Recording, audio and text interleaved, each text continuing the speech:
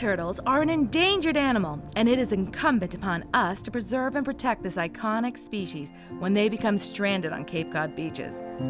Staff and volunteers from the Massachusetts Audubon Wellfleet Bay Sanctuary walk the beaches every November through January looking for stranded turtles. Last year, 840 loggerheads, green, and the endangered Kemp's Ridley sea turtles were rescued, but why they are stranded is a fascinating story. This is one of the most remarkable events in the world right here on Cape Cod. That's correct. This is the only place in the world where we get cold-stunned sea turtles on an annual basis. Turtles are such temperature-sensitive creatures that as long as it's warm, they're staying. If there's food and it's warm, they're staying, and they don't have a sense of timing. Right. The hook of the Cape is a real trap. They seem to have an electromagnetic sense. They're able to sense north-south. But here on the Cape, because there's so much iron in our sand, they lose that navigating ability, and so as the temperature drops, they start to slow. You know, they're cold-blooded ectothermic animals, so as it gets colder, they can't swim as fast or paddle as fast, and then it gets windier, and then the wind and the cold temperatures, that's what pushes them ashore.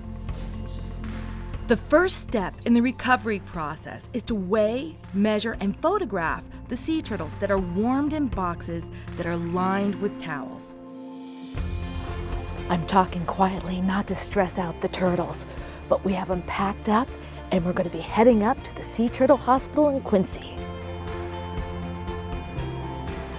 So when they come here, can you walk us through the process of what happens? We will take a blood sample. We will take radiographs, usually within the first few days, and we'll give them a physical exam.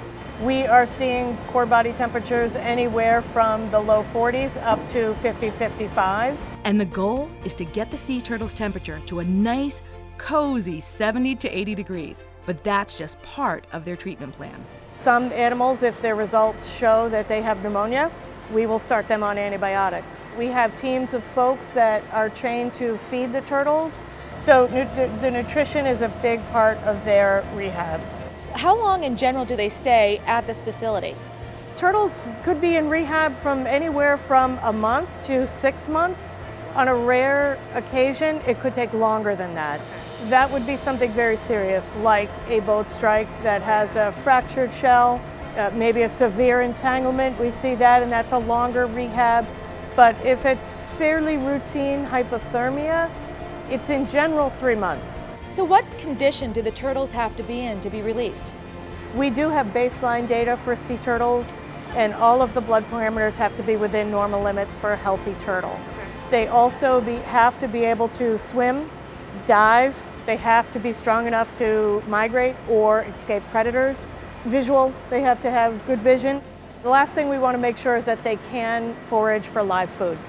And where do you release them? Release is based on water temperature. Okay. So the water temperature here is never going to permit for us to release anytime until early July. Okay. So we have to transport the turtles that have been cleared for release by our veterinarians down to appropriate water temperatures. And if that is January, February, or March, that can be mid-coast Florida.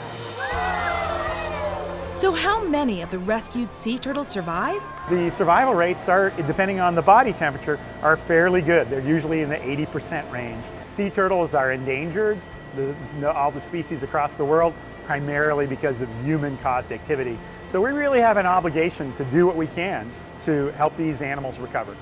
The staff and volunteers of the New England Aquarium are both saving the turtles and showing how we can help. We encourage you to see these animals for yourself at the New England Aquarium in Boston. Thanks for watching Wicked Yankee TV, and we'll see you next time for an incredible adventure.